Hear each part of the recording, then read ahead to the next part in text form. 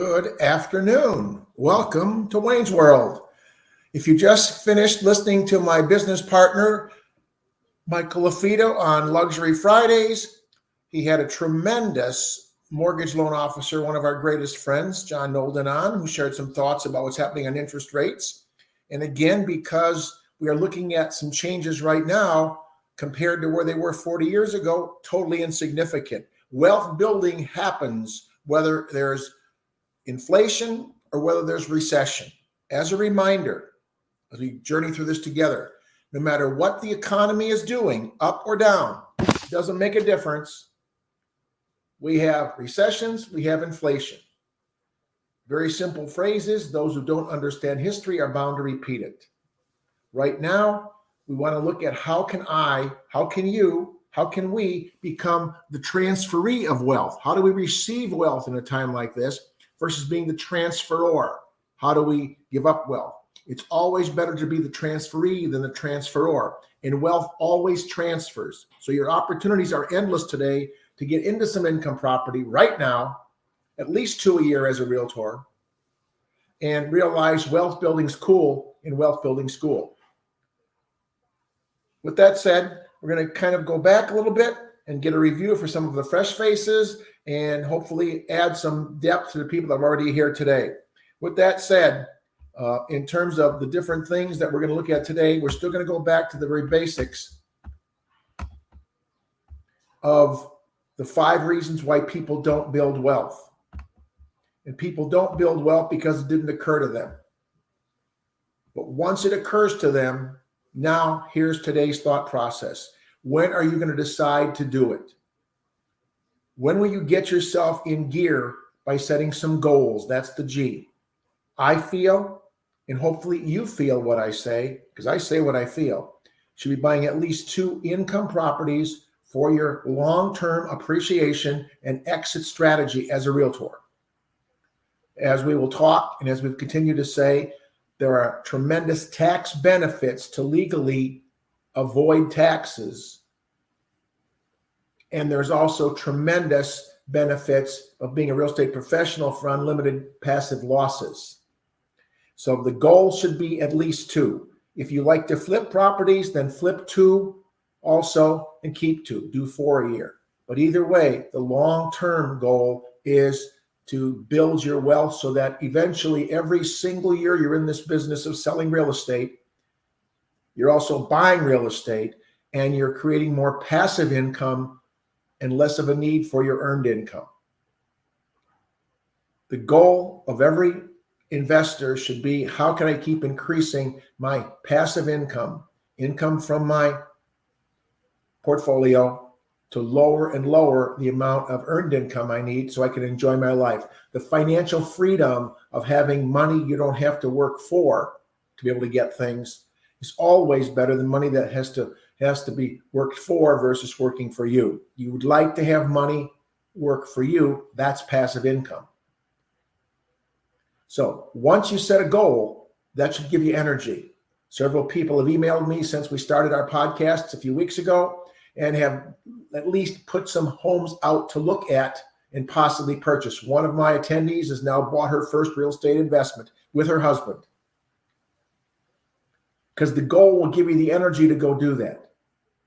The energy should create the activity, and the activity should gear the results. So if you're not in gear to be a real estate investor, either you haven't set the goal that's practical, attainable, and reasonable, and 2 a year is practical, attainable, and reasonable.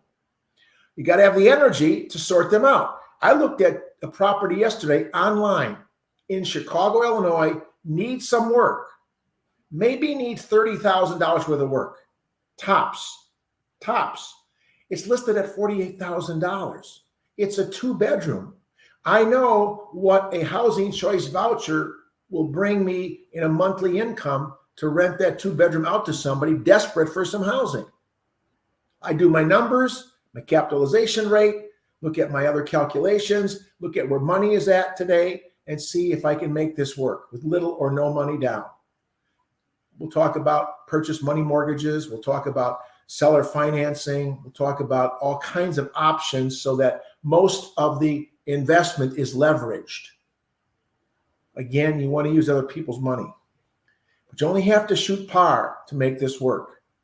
A practical, attainable, and reasonable 2 purchases this year. At a minimum.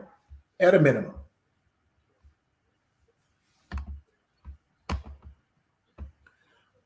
The reason people find they don't start, because the first step's always the hardest, is they put it off. They procrastinated.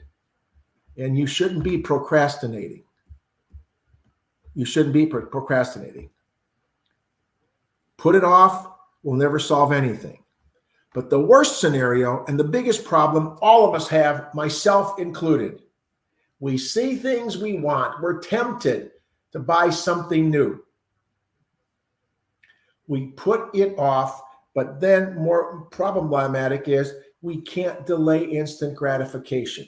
It's easy to decide I want to do something now. As spring comes around, I'll buy something this summer.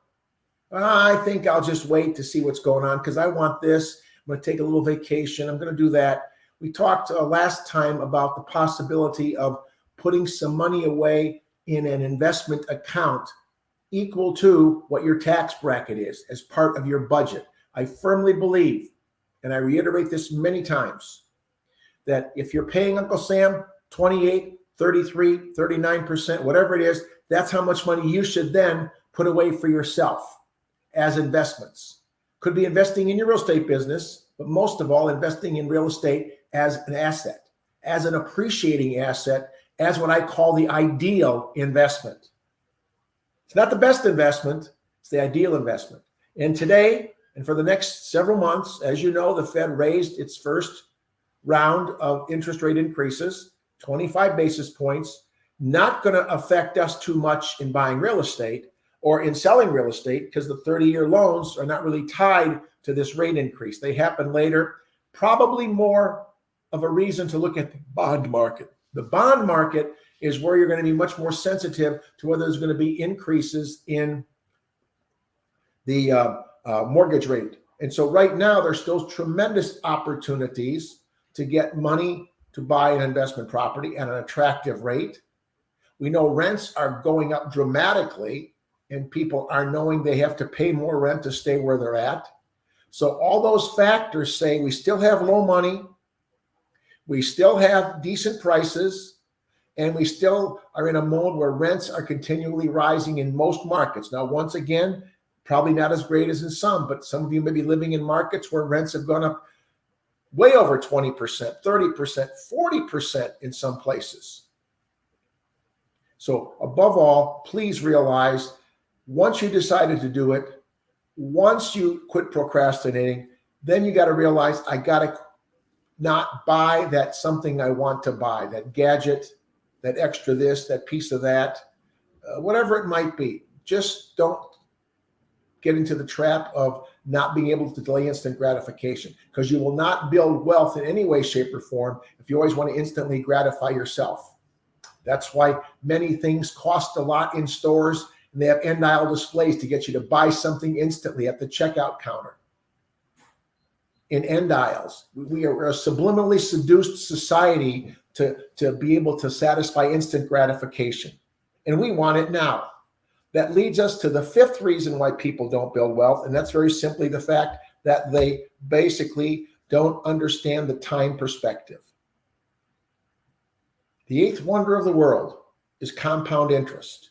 If you understand how to use it in the proper time perspective, it's tremendous. If you don't know how to use it in the proper time perspective, it's deadly. It's a power tool. And if you know how to use that power tool, you zoom right through. And no matter where, who, or why you buy money from somebody, what they're charging you is the interest rate. So let's look at that perspective and realize, as we well know, how much interest is paid on a 30-year loan versus a 15-year loan. How much more is paid by only making one monthly payment instead of 2 biweekly payments? Once again, you can shave off close to 8 years of house payments by making a payment every 2 weeks instead of every once a month. Sometimes called the Canadian mortgage. I think it's probably referred to as the biweekly mortgage. But that says I can just shave 8 years, 7 years, somewhere over 80 payments by just simply changing the time perspective of when I pay my mortgage loan. Every 2 weeks instead of every once a month. Now, those are the 5 reasons why you don't build wealth. Are there more reasons? Yeah, but this is the major ones. It didn't occur to you. You didn't decide to do it. You put it off, canceled instant gratification, and then didn't understand the time perspective. I put up the rule of 72s and rule of 115s. Right now, we're looking at inflation to be anywhere between 8 to 10% this last year. Let's use 9, right to be in the middle.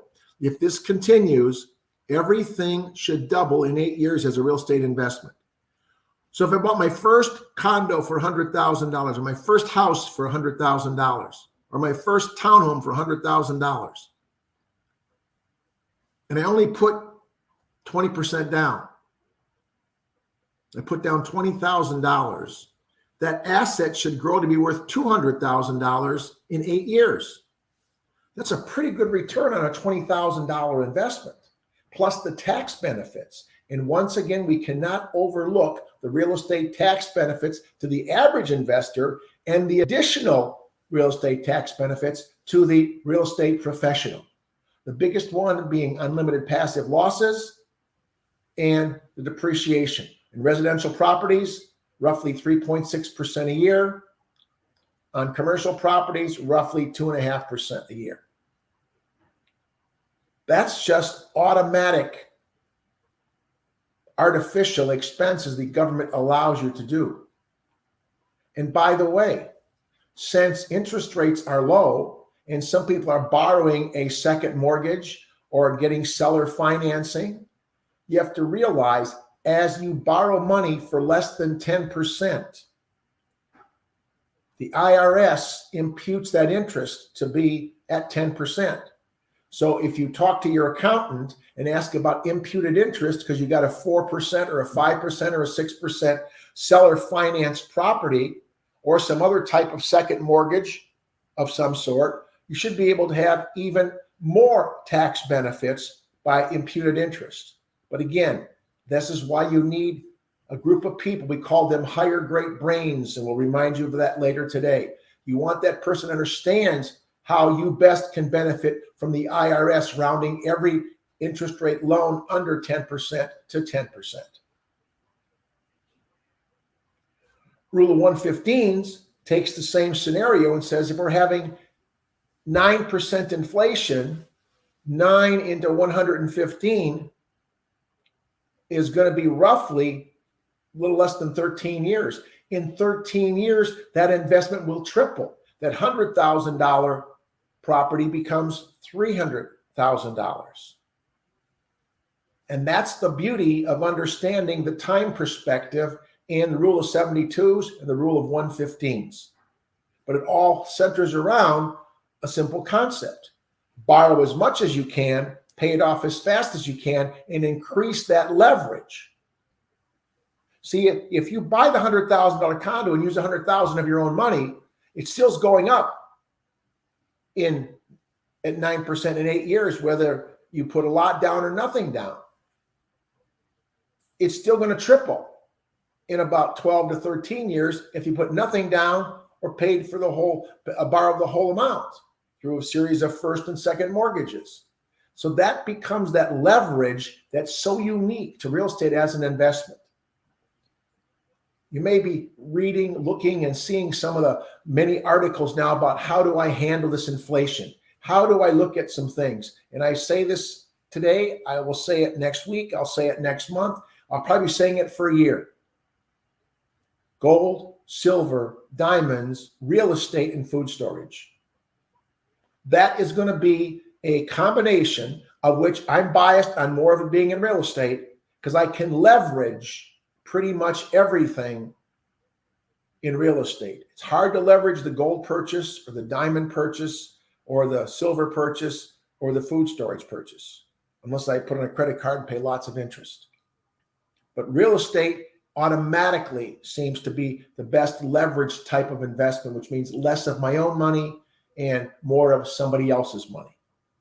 So those are our 5 reasons. As we look at them, they become links in a chain. and your chain is only as strong as your weakest link. So if it never occurred to you, your link is broken right at the beginning. Awareness. Oh, I didn't know that. Holy cow, I didn't realize that. You mean I can do this? You mean that bank is this? You mean that lender's that?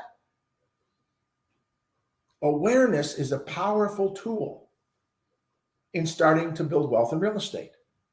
Just looking at all the properties available and looking at the rents I could get, finding out about various programs that are available for me as an investor, and looking at some of the ways in which my tenants can maximize their rental monies per month. So awareness. Once again, awareness is that it didn't occur to me. Now it does. I set my goals. I decide to do something. It's very, very easy as you listen and say, I'm going to do this, to not take that step to do it. Many people find it's easier to make excuses about being a real estate investor than to make goals about being a real estate investor. I would hope as you continue to join me and listen to my mindset, that your mind is one that says, I will not be a person that makes excuses.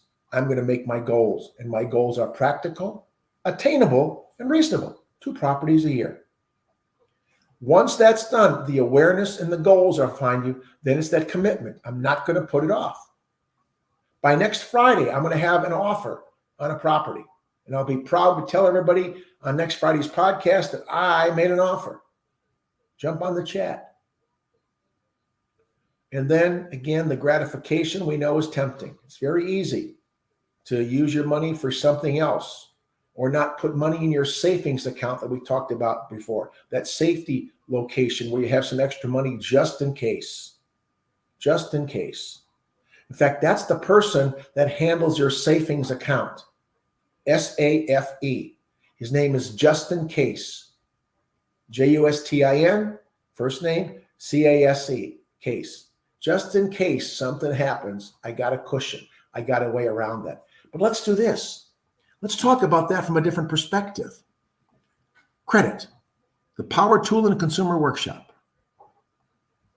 If you know your billing dates on your credit cards, and you should, and I might shock you in the next few podcasts and tease you today, I believe that the more credit cards I can acquire, the better I look in a computer with the amount of credit I have versus what I've used. My usage becomes much low. If I have 2 credit cards, each with $5,000 on them as credit limits, and I have $5,000 in expenses, I'm 50% utilized. I still got $5,000 more I can use. The higher my utilization is, the greater the risk the lender takes, or lenders. With all that said, if I can get 2 more credit cards, and now I have 4 credit cards with $5,000, I've got $20,000 in potential credit. If I'm still only using 5, now I'm only 25% utilized. And my utilization factor is what makes the difference. So you keep doing that, and all of a sudden I've got $50, $60, $70, $80, $90, $100,000 of credit limit, and I'm using 5, 10, 15, 20, 25, or 30. It's great to keep your usage level below 50%. So if I have more credit available, I can use more money for my second mortgage, to make a first mortgage payment, to do whatever I want, because I've got the control. So my instant gratification is something I've set aside because I'm acquiring credit cards and not using them instantly. I'm using them as a safety valve, but I also know I'm building up my credit utilization, and now I look better in some computer at some credit bureau. Now, I know that's scary for some people, and I look at this as I talk to people face to face, eyeball to eyeball. What's your guts gauge? I just told a group last night, I did a Zoom conference for a couple of hours last night where they were talking about real estate investing, and you have to have money. And I blurted out something I did many years ago. I bought a 2-unit apartment building with housing choice vouchers, tenants already in there. So I knew the money's coming in, guaranteed by the government, looked at the numbers worked. And how did I buy that? 22 Visa cards and MasterCards. I went to the closing, asked them how much do I need. I went upstairs to the bank and started putting cards out till I got enough money, and I bought that 2-unit. Now that takes a lot of guts on the guts gauge. Somebody else who put 50% down. So I'm a little bit gutsier as I talk about real estate investing. Risk equals reward. The greater the risk, the greater the reward. Simple fact of life. But you have to understand the time perspectives. Borrow as much as you can, pay it off as fast as you can. That has to make sense. Borrow as much as you can, pay it off as often as you can. And use your equity. Use your equity. The cash you have accumulated, the currency you have accumulated, and make sure that money is moving around. Those of you who may have taken a macroeconomics course talked about the velocity of money.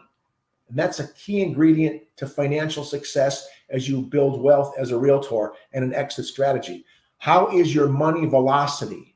Is it moving very slowly because you're not making investments in real estate? Or is it moving pretty fast because you bought this one, then leveraged that one, then bought that one? And how are you using other people's money to make that work? Money velocity, or the velocity of money. Take a look at it on a Google search or in a macroeconomics book. Well worth reading in the process. With that said, we started talking about pay yourself first, the first one of the 10 income commandments. And again, my theory is very simple. Whatever your tax bracket is that you pay Uncle Sam, you ought to be paying yourself at least that. You're worth more than Uncle Sam is. That puts a lot more stress on consumption, especially today with prices rising out of hand. So maybe you have to do a little bit of an adjustment there or really change your lifestyle or the way you do things. But the bottom line is pay yourself first, not last. There's never any money left if you pay yourself last. In fact, what did my card say as you watch the intro? You learn to run out of money before you run out of month and you have problems. If every month you ran out of money and there's still 2 days left, the opposite is what you should be doing. You want to learn how to run out of month before you run out of money. And it's almost like a passion.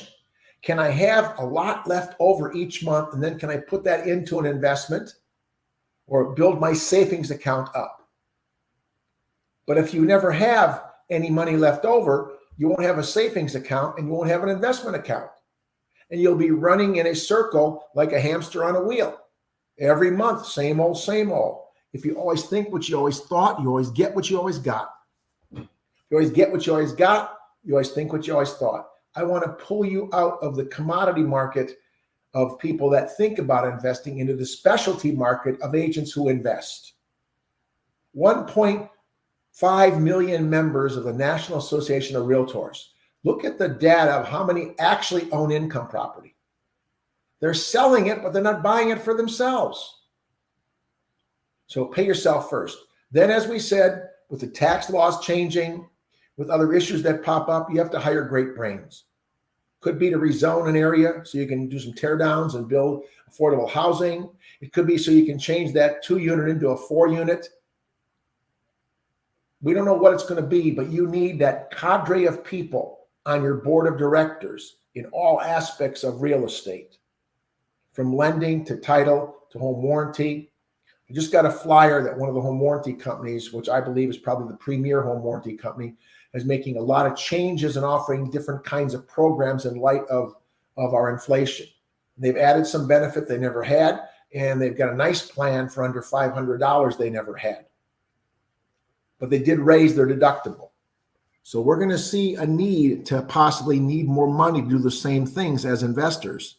But if I can make some decisions and buy things in a way that I can benefit from lower prices, discounts, etc., I would do that. I never, ever, ever buy any kind of items I need for repairs or capital improvements unless Menards has 11% sale. Because if Menards has an 11% sale, I get 11% back in a gift card, and Home Depot will match it. And that's my third point. Don't lose money, DLM. Why should I pay 11% more for the same stuff? remodeled a kitchen on a property years ago. I think the actual cost was around almost $9,900 with all new appliances and everything. And I bought them at Home Depot instead of my local appliance store, which is very good. And only because they could match my price from Home Depot, they could not match the 11% rebate. I got over $1,000 of gift cards from Home Depot because I bought the appliances there instead of my normal provider. So don't overlook the fact that a wealth builder, a real estate investor, does not want to lose money. Why would you have in your buildings attic fans that take out the hot air that are run by electricity on a sensor? Why not put a solar panel on the roof with the attic fan and let the sun generate the power to get the fan to suck out the air? Now you've added pure profit every time that fan turns on because you're not paying the electric company to run the fan to suck out the hot air. And almost every roof has a patch of sun someplace where you can set up the solar panel. Same thing with your outdoor lighting, LED lighting, hallway lighting, all kinds of things we've been able to not lose money on.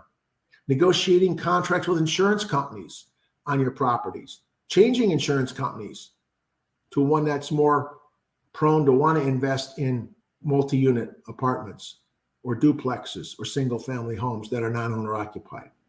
See, the key is to not lose money. So let's look at these in a little more detail. Pay yourself first. Again, your tax bracket to me should be your minimum investment plan each month.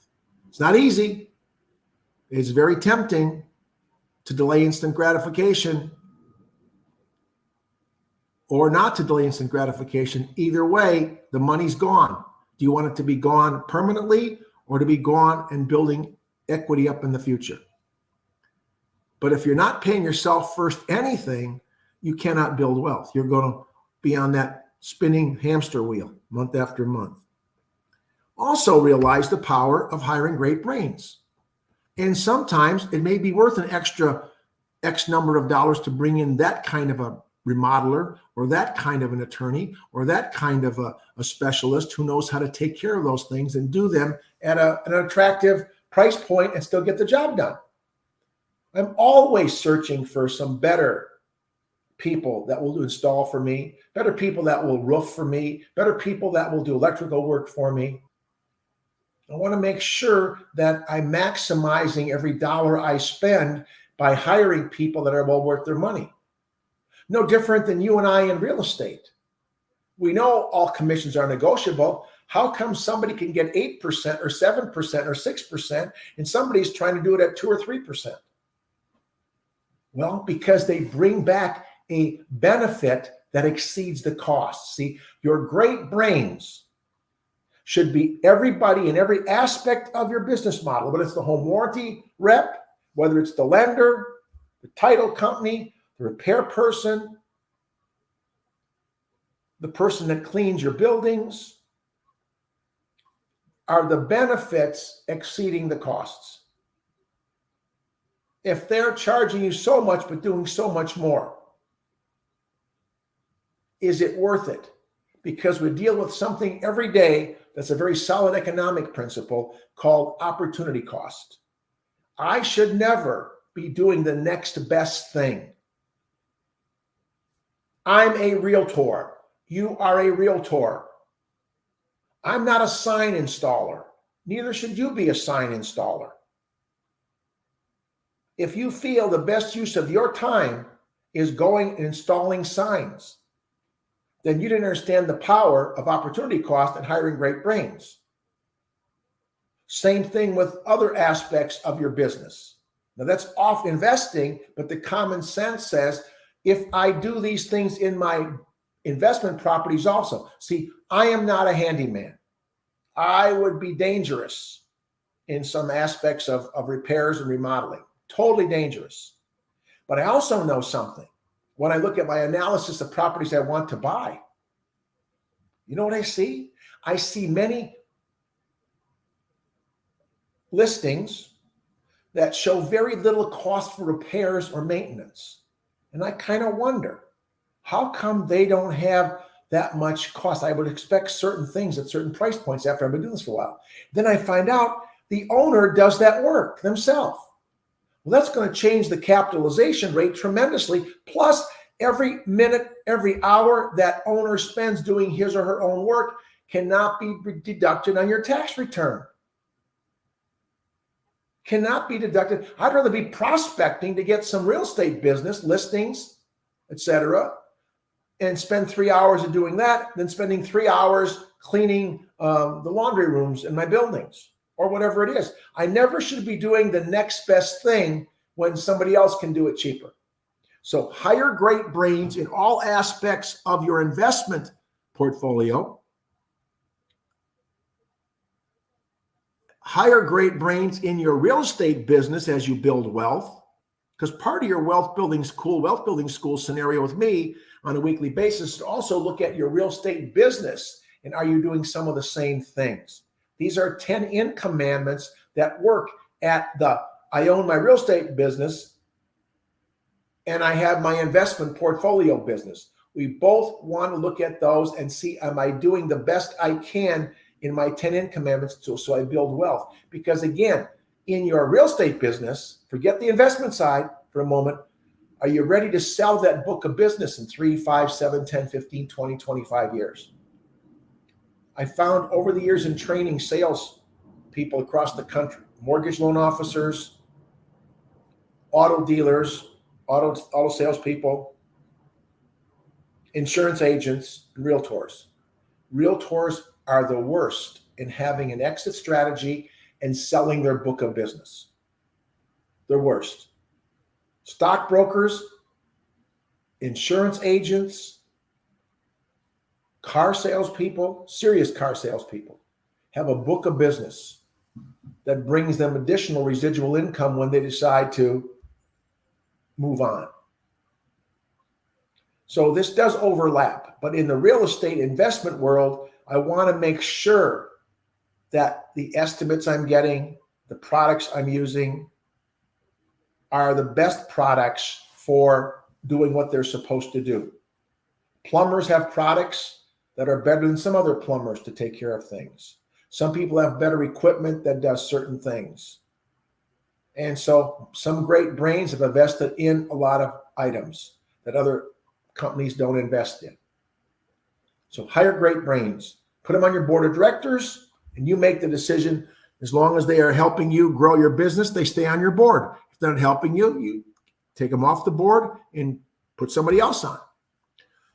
With that said, this one looks so simple. So simple. Don't lose money. But look how many times we lose money. Once again, if I would only buy things I need for my buildings the day I need them, I'm going to be losing money. But if I know I'm going to need something in the future, I can wait to see if it's on sale. We know there are certain cycles. It used to be that Menards didn't have as many 11% sales week after week after week. But every week, it seems, the flyer says another 11% off sale. And Home Depot matches it. And to be honest with you, Home Depot's got an easier process of applying for the rebate. You can do it online in a matter of seconds. Menards, I have to type some stuff in or scan some stuff in. Then I got to send it out to someplace in Elk Mound, Minnesota. And it's a much more laborious task. Ordering things online and letting my workers pick them up. I just had a new kitchen cabinet remodeling job in one of my units. And I ordered online, gave my contractor the code. He went and picked it up at Menards. They told me he picked it up. It's paid for on my credit card. Life goes on. Don't lose money. And again, the kind of credit card you're using.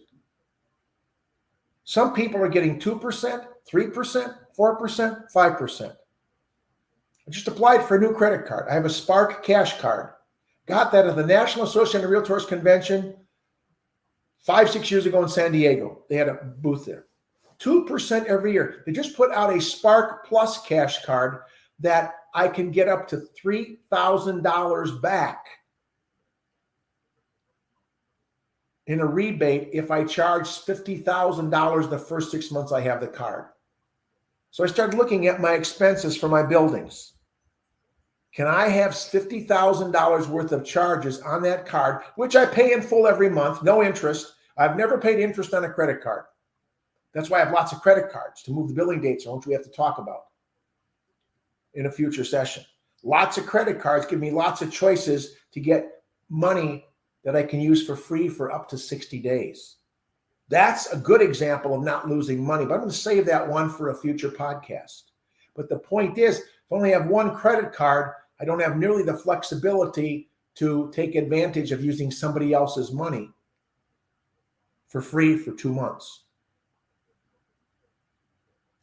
But that credit card now, so wow, how many people will not take advantage of a credit card where they know they're going to spend $50,000 in the next 6 months? And that could be for anything, but I'm looking at it from my business perspective. But Spark's been good to me at 2%. And every so often I watch some ad with Samuel L. Jackson on, all excited about giving you 1.5% with some card from Chase. Well, why would, or Capital One, Capital One. Why would I want his card for 1.5 if I can get that card for 2? Don't lose money. If you have company vehicles, do you watch Gas Buddy to see where your workers should be buying gas as they drive around? Maybe the guy that's your handyman, if you have a full-time handyman, or maybe your sign guy that you pay to install signs. Maybe they could benefit from 10, 15, 20 cents off a gallon of gas because they're going right by that station. Don't lose money. And you could probably share hundreds of ideas you use to not lose money. But for right now, I just want to get us through these before we interact too much. Because once you know the INCOME-MANDMENTS, then we can start saying, are you practicing using those INCOME-MANDMENTS, and share some of your stories. So with the mindset of those few, let's look at one more right now. Again, this is the opium, use other people's money. We started to talk about it. And that's what credit is. Credit is somebody else's money. So you hopefully have, each day you become better at this. You find more and more resources to get you more and more of other people's money. Once again, the credit card, the power tool in the consumer workshop, the equity line of credit that's out there. I happen to have equity line of credit on one of my 6-bedroom rental properties, one of the houses I rent here in Northbrook, Illinois. And my home equity line of credit lender regularly sends me these checks that I can write up to my credit limit for 6 to 8 months at no fees at 1.99% interest. Now, if I'm doing a remodeling job, if I'm doing some changes, I got some work to do, got to buy a roof, that's a pretty good place to borrow at 1.99% with no fees up front. I just get a blank check and I fill it out and we're in. You may have some deals better than that. But to me, 1.99 with no questions asked, no problem. I could buy a whole building for that. And for 7 months, just make payments of 1.99%. If I borrowed $400,000 at 2%, that's $800, I think. That's going to be such a small amount. No, $400,000 at 8% would be $8,000.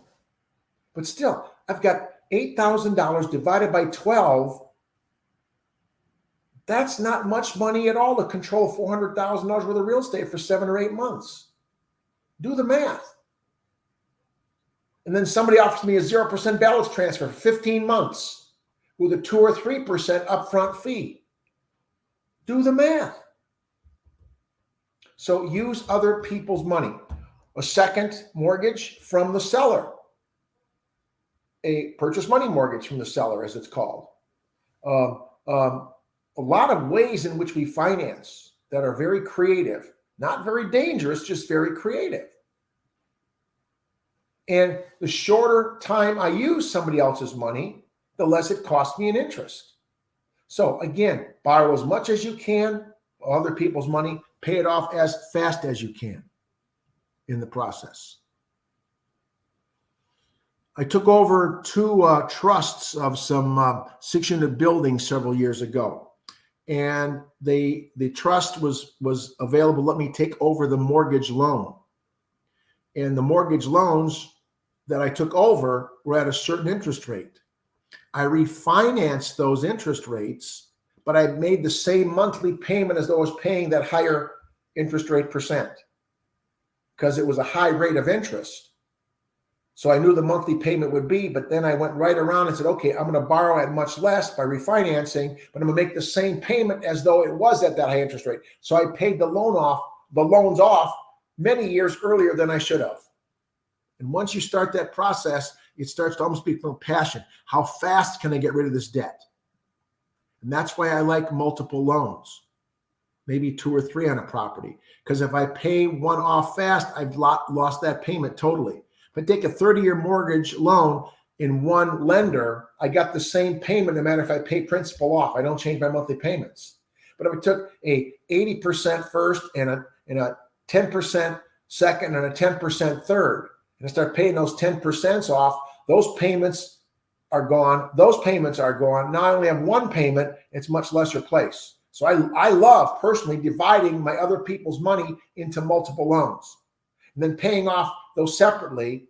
And then I get rid of that extra payment. So now once I paid that 10% off fast, now that monthly payment is gone and my payment lowers. I pay the next 10% off, my monthly payment goes down, and I can now put more money back into the 80% because I'm not paying those 2 10s anymore. I know that may be complex, but email me or text me if you want some more information on that. The bottom line is there are so many ways to use other people's money.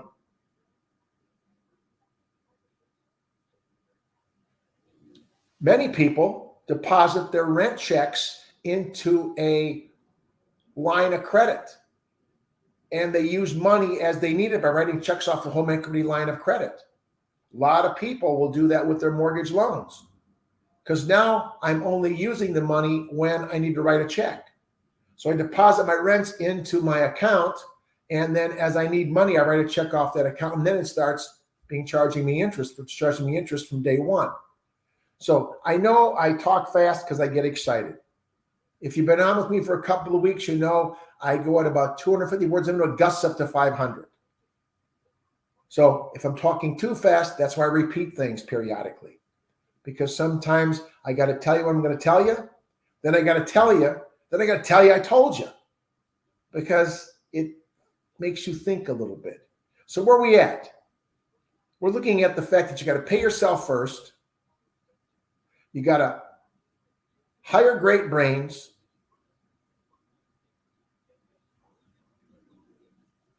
You don't want to lose money in using other people's money. Now, with those 4, where do you see your strength? Are you good at paying yourself first? Do you have great brains you surrounded yourself with? You understood the power of people that are better at what they do, and sometimes at a cheaper price. And did you not lose money? And are you using other people's money? Or do you see yourself as a weakness or an opportunity? I should be using other people's money. I could be investing mine or saving mine. There was a study in 1966 about buying life insurance. And I just heard some statistics today. With all the fears we have and all the medical issues we have, life insurance sales have gone up drastically. More and more people are buying life insurance. They have that fear motive. The Consumers Union, Consumers Reports, in 1966 said, buy term and invest the difference. Don't buy the whole life. You're getting a lousy return on your investment. You're losing money, and it's not their money, it's your money. So buy the term policy and invest the difference as though you're buying whole life. And they showed 10, 15, 20 years of history, how much more money a person has. Now, it takes some time, it takes some talent, and it takes some sophistication. But if you can do those things, you always came out ahead.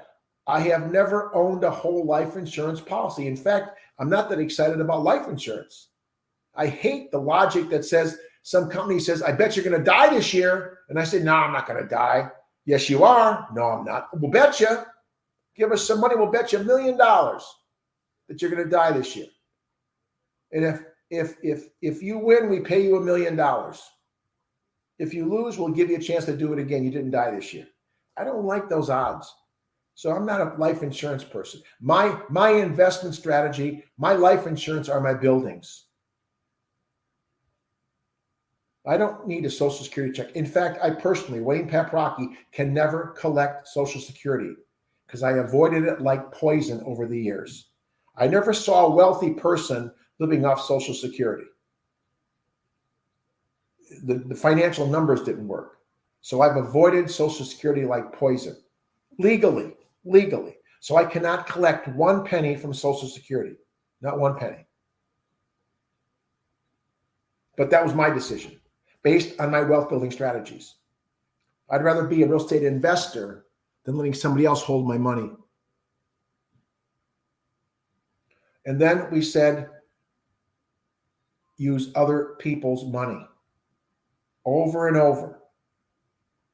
The risk is less. The leveraging is powerful. The return on your investment. As I said, if you put $10,000 down on a $100,000 condo, borrowed $90,000, it's going to go up in price no matter what you did and how you invested. So in 8 years, if we have inflation at 9%, which we could, I'm not saying we will, we know that that investment doubled. So I took $10,000 of my money and now have an asset worth $200,000. I probably, after 10 years, still owe maybe 70 on the loan, maybe a little bit more, a little bit less. If I own 70, I made $130,000 profit off of my $10,000 investment.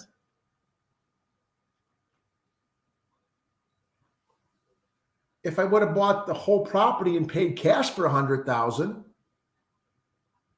I would have sold it for $200,000. So I made $100,000, but what did my money that I used to buy the house earn me? It went up to $200,000 because whether I put no money down, a little money down, or a lot of money down, inflation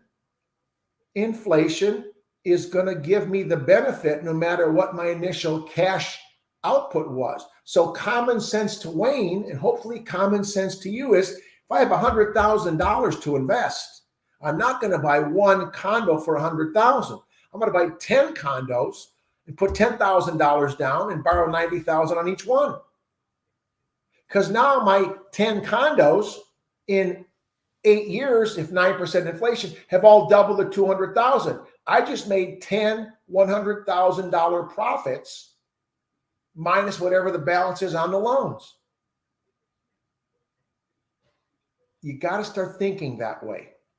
Other people's money, opium. You got to use opium. It's legal in real estate investing, using opium. So as you start thinking about these income commandments, as I said earlier, strength, a weakness, an opportunity, or a threat. We call those SWOT analysis. They're used a lot in business and a lot of other places. So what's the threat to you of using other people's money? Is it scared to be totally leveraged, knowing that you borrowed all 100% of it? Or is it an opportunity for you? Hey, I can get into this with very little of my own money. See, it's your guts gauge. And once again, as you're here, I can only suggest you look at exercising your guts gauge to be a bit more gutsier, but you still have to realize that you got to wake up in the morning with your real estate investments in your mind. And if you think you did too much leveraging, or you wish you would have put less down, or you would have wished you would have found another property in a different area, those are the things that cause you to stay awake or get up with a headache. The point is the strength of paying yourself first, or is it a weakness of paying yourself first? Is it an opportunity to start paying yourself first? Is it a threat? What are we going to eat? What are we going to put? How are we going to get to work? Do I ask for a ride? Do I take public transportation? Do I walk? Do I take a bike? What do I do? Because you're asking me to put X amount of money into an investment account that still leaves me a little bit much for consumption. Remember, basically you consume You save and invest and you pay taxes. That's pretty much where all the money goes. So obviously, it's costing more to consume. Everything seems to be going up, little by little, lot by lot. We have shrinkflation happening in a lot of grocery stores. Shrinkflation, same prices, less stuff in the box, less stuff in the container, less stuff in the carton. Tide detergent went down quite a bit in ounces. Milk, still at a gallon. But orange juice isn't at half gallons. It's rare to find a half gallon of orange juice today. It's almost impossible to find a half gallon of ice cream today. It's 1.5 quarts. Prices are cheap, but they just knocked out 25%. Even our hot dog chain Portillo's has cut back almost 2 inches on their beef sandwiches. So we have a lot of shrinkflation happening. Prices haven't changed. How much you get for that same price has changed. That's inflation, people. Too many dollars chasing too few goods. And we are in an inflationary model. We're going to have to see with what the Fed does month after month or sooner in its open market meetings. You got to remember, those who don't understand history in building wealth are bound to repeat it. 2004, 2006, the Fed started with 1 increase like they did yesterday, and then did 17 in a row.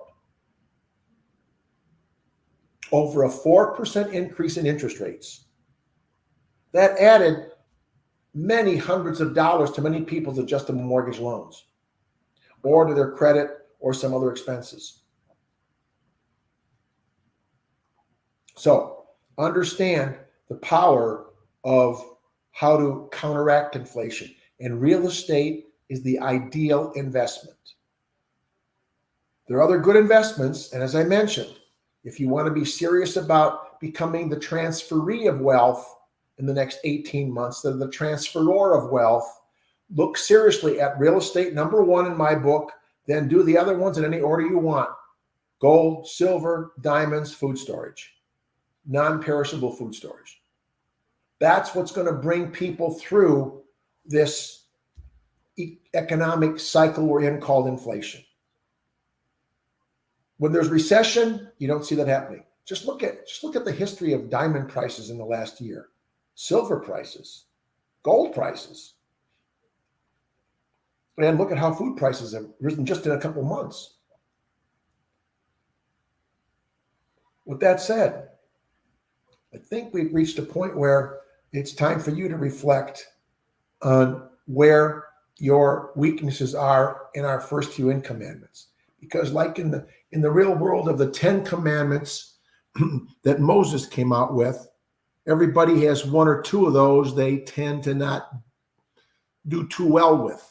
So we're only at a few of these right now. But is paying yourself first something you got to work on right now? Or is it the fact that I just don't have a lot of smarter people surrounding me? The secret to most wealth builders' success in business and in life are people who surround themselves with people smarter than you. The secret, Ray Kroc said it. Started his McDonald's right here near me in Des Plaines, Illinois. Said, I surrounded myself with people smarter than me. And there's loads and loads of testimonials. So who do you have in your life, in your real estate investing life, in your real estate marketing life, or in your life in general? Michael and I had a lunch and learn. I was sponsored by some people a couple of days ago, and I met a lady who was a life coach, who's one of our sponsors. And never met her in my life. And guess what? She shared that she had a TED Talk. The first thing I did was go home and pull her up and listen to her TED Talk. And here she is sponsoring our luxury and negotiation seminars for us. And she's got a TED Talk. I don't have a TED Talk. I don't think Michael has a TED Talk. Wow, what a great brain that just came into my life. What a great brain. So are you nurturing your great brains? Are you finding newer and better great brains? And stop and think. Just a personal assessment. Where are you losing money? Forget real estate investing for a minute. Where are you losing money? in your life. We know statistically how much every degree you turn down your thermostat in winter, raise your air up in the summer. Is that worth it to you or isn't it worth it to you? We know that some people have water-saving toilets, dual flush versus single flush. I'm right now going through an analogy to change all my toilets in every unit I have, as well as my home, to dual flush. I'm reading brands, I'm reading, in fact, pros and cons, and I'm thinking this could save me hundreds of thousands of gallons of water in some of my larger buildings I have to pay for. In my own home, I'm going to be saving tens of thousands of gallons of water in the process.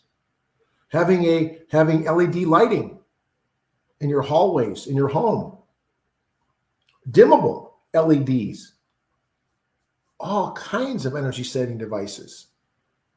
So as we finish today, as you look forward to next Friday, we're going to keep building a few of these, but I always repeat because they're there. Let's get these 10 out of the way.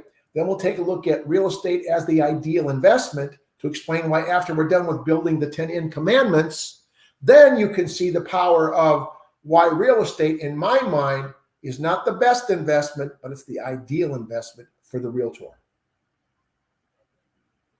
Last thing to think about is the fact that read some of the theories of the corporate bond rates and inflation, because indirectly, the biggest indicator of what's going to happen to 30-year mortgage loans is the price of bonds.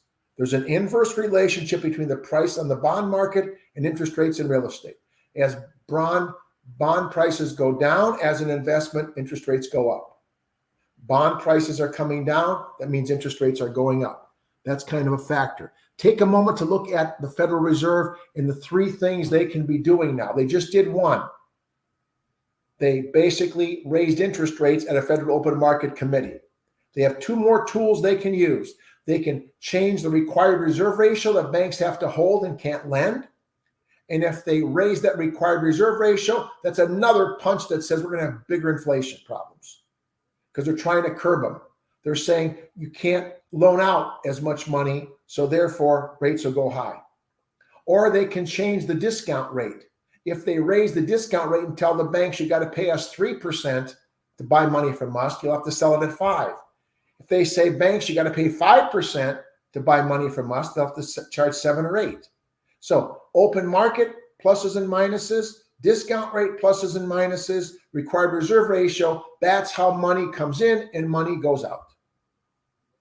And while you're on that topic, don't forget the concept of the velocity of money, the velocity of money.